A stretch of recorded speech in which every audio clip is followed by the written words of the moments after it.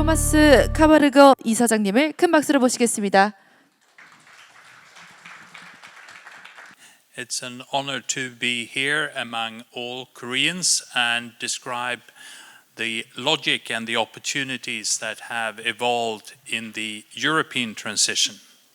The important thing with electricity supply is to get electricity at a low total cost. And that should include the production cost as they appear to the companies involved, but it should also include, as we heard in the first presentation, the external costs, environmental costs, among others. In the European strategy, it has been important to note the opportunities of industrial learning by experience.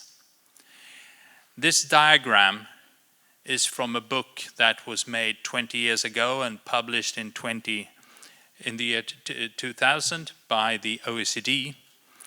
And what the author showed was that already in the 20th century, you had costs for solar and wind energy falling faster than the cost of conventional thermal power. It's called experience curves. In this diagram, though, you see straight lines. The reason is that the diagram is made with logarithmic scales, and the advantage with straight lines is that you tend to be convinced that they can be extrapolated, that they will continue. And indeed, in this case, that is a justified assumption. As you will see later, costs have continued to fall. And what the author of this book said was that if some countries continue to subsidize and support solar and wind, while they are still more expensive than conventional energy, they will become so cheap that they will then outcompete conventional thermal power without subsidies.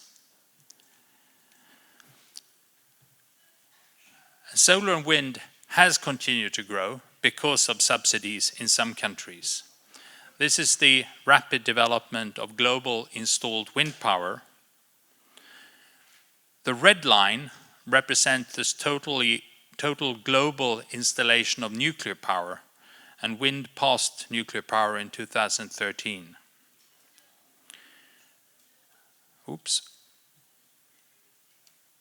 The countries that have contributed to this development is indeed Germany, sorry for the spelling mistakes, and the United States in the early years of this century. But from around 2005, China has been the dominant country in installing wind power. And for the last 10 years or so, China has built more than 2 wind power plants every hour, day and night, all around the year, and become by far the largest, has now by far the largest capacity in the world. I wanted to show this diagram of the Danish installations because Denmark was a country where they pioneered and built wind power early. Initially, it was farmers and local collectives or cooperatives of farmers who started building wind power plants to earn extra income on their land and contribute to sustainable energy supply.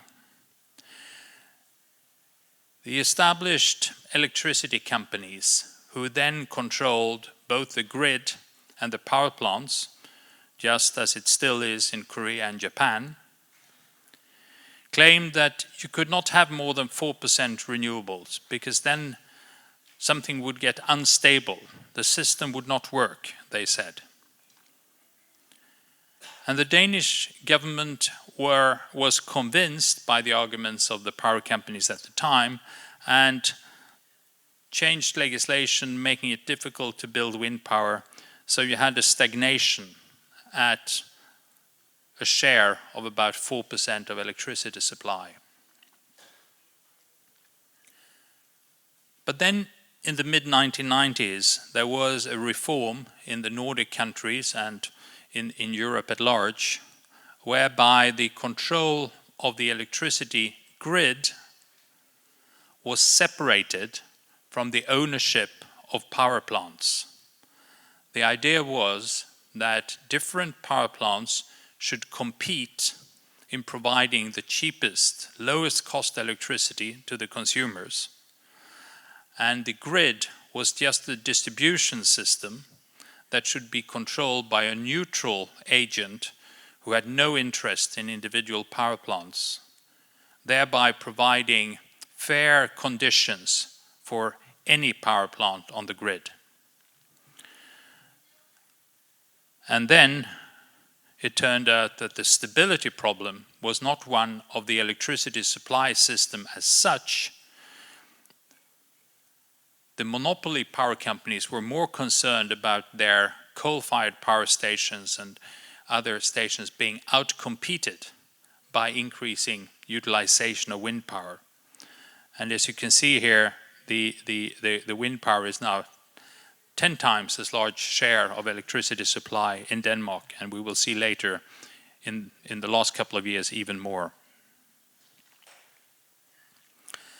Solar has also increased dramatically globally, passing nuclear power last year, and we are in a situation where about 1/5 of all solar PV capacity in the world has been installed in the last 12 months.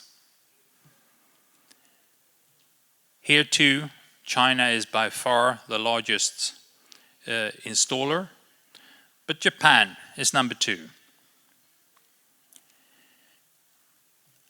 And these successful growths and the accumulated industrial experience that has followed as a result, we should expect to have resulted in lower generating costs according to this prediction made 20 years ago.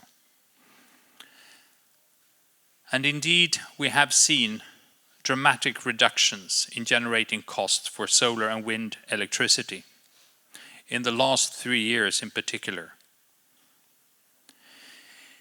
There are in many countries transparent procurement processes where different electricity producers are allowed to bid to provide the cheapest electricity for the future with new installations. In January 2016 in Morocco, onshore wind were offered at $25 or to $30 per megawatt hour, which at the time was the cheapest source of electricity available. The world record so far for onshore wind power is from Mexico, where Enel, a large European power company, offered wind power electricity at $17.7 per megawatt hour. And this is much cheaper than any other possible electricity generating source in Mexico. Offshore wind power has an enormous potential globally and in Asia, but has been considered very expensive compared to other sources of electricity. In the summer of 2016, there was a procurement for new electricity or offshore wind electricity in the Netherlands, and Danish Dong won by offering to produce electricity from offshore wind power plants at 72 euros per megawatt hour. This was considered record low in June 2016. In September the same year, Vattenfall won a competition off the Danish west coast at a price of only 60 euros per megawatt hour. And 2 months later, by the Danish east coast, at less than 50 euros per megawatt hour. There was a dramatic drop by 5 euros per megawatt hour and month in these 6 months in the end of 2016. A sort of linear decrease again, and if you extrapolate that, offshore wind would have been for free by the summer of 2017. But in this case, linear extrapolation is not justified. But still, already in the spring of 2017, the first procurement of offshore wind, where companies were offering to produce wind power from offshore plants without any subsidy at all, occurred. This means that electricity from offshore wind power plants, new offshore wind power plants, was so cheap that they expected to outcompete existing coal-fired power stations and nuclear power stations on the electricity spot market. A little later, the Dutch government made an auction where they said explicitly they would not provide any subsidies. It was just a matter for companies to compete in delivering a lot of electricity from a certain area at sea. And Vattenfall won that, and it was made public in the beginning of 2018. Solar costs globally has also fallen. In February 2016, an auction in Peru in South America resulted in a price of 4.8 US cents per kilowatt hour, tremendously low at the time. Just a month later, in Dubai, in the Middle East, solar was offered at below 3 cents per kilowatt hour. And in the autumn the same year, at 2.5 cents per kilowatt hour in Abu Dhabi, and that's now operational. In Chile, an auction in November 2017 resulted in a price of $21.50 per megawatt hour. A little later, we had a price below $20 per megawatt hour in Mexico, and then as low as 17.5 in Brazil. And then this year, just a couple of months ago, in Portugal, in southern Europe, solar electricity was offered at 1.5 euro cents per kilowatt hour. And this is extremely low. It's about a third of the spot market price in this area. And Dubai had a similar result recently in October. But the solar energy available in these countries where you get prices below 2 cents per kilowatt hour are much better than in Northern Europe and better than in Korea. Here and in Europe, it's roughly half as much solar energy available per square meter. So with the same installation cost, you would expect twice the price. And indeed, in Northern Europe, we saw prices of about 5 cents per kilowatt hour when they were 3 or 2.5 in the most irradiated parts of the world. Prices fell below 5, 4.5, below 4. And now, in the beginning of this year, Energie Baden-Württemberg, one of the German power companies, decided to build one of Germany's biggest solar parks, and it was going to be built without any subsidies, again showing they could outcompete existing coal-fired power stations by new solar plants. So what we now see in Europe and elsewhere in the world is that new solar and wind is not only cheaper than building new coal-fired power stations or nuclear power stations, they have started to outcompete existing coal and nuclear power stations. Conditions are you must have reasonable but not extremely good solar and wind conditions. But the important thing is that you need industrial experience and you need an institutional setting where competition is open, transparent and fair, and investors know that they will be allowed to outcompete existing coal-fired power stations and nuclear power stations. And that condition is created when you do have an independent operator of the electricity grid who does not have economic interests in other old production units.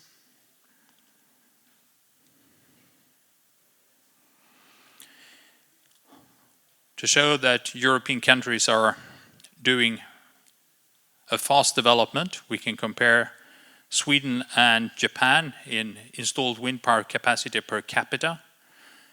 And I can also say that now, in this year and the coming 3 years, the installed capacity in Sweden will double.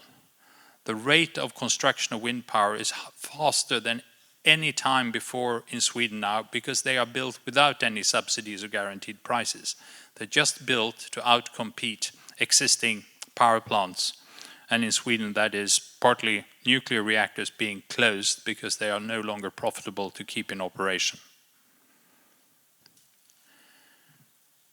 Suffering from jet lag and not being able to sleep early this morning, I did make this diagram with some data from the latest IEA, International Energy Agency, publication on electricity statistics, just to show the variation in Japan, Korea, the United States, OECD average, Germany, OECD Europe, and Denmark. And you can see there are significant differences today in the share of fossil fuels in the electricity generating system. And I would say that today, the more transparent competition you have, the cheaper electricity you get, the less subsidies you need. And you see that Denmark is one of the countries that has succeeded. You can see an illustration of the German development, where over the last 20 years, renewables have grown from less than 5% to being a dominant part of electricity generation. Nuclear has decreased, but not faster than making it possible for fossil fuel share of electricity generation also to decrease, and also in absolute number, the coal, lignite, and oil and gas generation has decreased. Denmark is an extreme example because Denmark has negligible amounts of hydropower. It was a system that was coal dominated 20 years ago, but now coal is a small part of total electricity generation. If you look at the first 7 months last year and this year, coal this year was well below 20%, and fossil fuels together around 20%, while biomass cogeneration, wind power, and solar made up almost 80% of total electricity generation.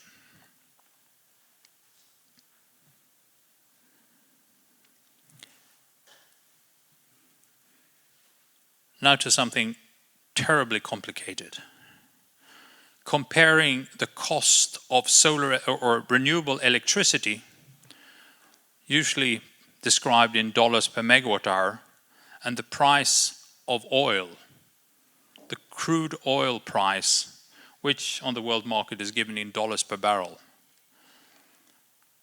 When I made this recalculation from dollars per barrel to dollar per megawatt hour, I thought everyone in the energy sector was doing that often, but it turned out many people are surprised by the result. And what you can see here is that with the current oil price of about $65 per barrel, crude oil costs more per unit energy than renewable electricity. Remember the figures of about $20 per megawatt hour or below that for the best solar and wind plants in the world, and about 30-35 for solar and wind in Europe. That means that it's not only that it's impossible economically to make electricity from oil and compete with renewables. As renewable electricity is now so much cheaper than oil, you can start producing fuels from renewable electricity. Or even easier, you can start substituting oil, for example in the transport sector, which we have now seen in cars, buses, ferries, and even airplanes, thanks to the low price of renewable electricity and also batteries getting cheaper. Even if you compare the price of LNG, liquefied natural gas, often given in the even stranger unit, dollars per million British thermal units, and you recalculate that into dollars per megawatt hour, you see that often renewable electricity is cheaper than LNG. Again, making it economically feasible to start using renewable electricity to produce, for example, hydrogen, which can easily substitute LNG in many situations. And that we see also in Europe, power companies and gas companies engaging in using electricity to produce hydrogen. Even in the UAE, the United Arab Emirates, they're considering using solar power to produce hydrogen and export more of their gas. In Germany, a lot of hydrogen plants are now considered because electricity is often so cheap that it's better to use excess electricity to produce fuel rather than exporting it, for example. So what I tried to do was to show that this is not only a situation where there are significant national security reasons and trade balance reasons and environmental reasons to enter into utilizing renewable energy to produce cheap electricity.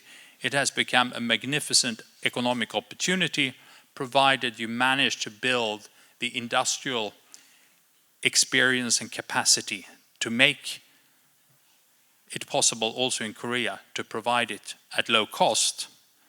But of course, you also need to ensure that those who successfully produce low-cost renewable electricity get an opportunity to reach the customers via an electricity grid that is not controlled by those who own the old power plants that the new renewable plants will outcompete. Thank you.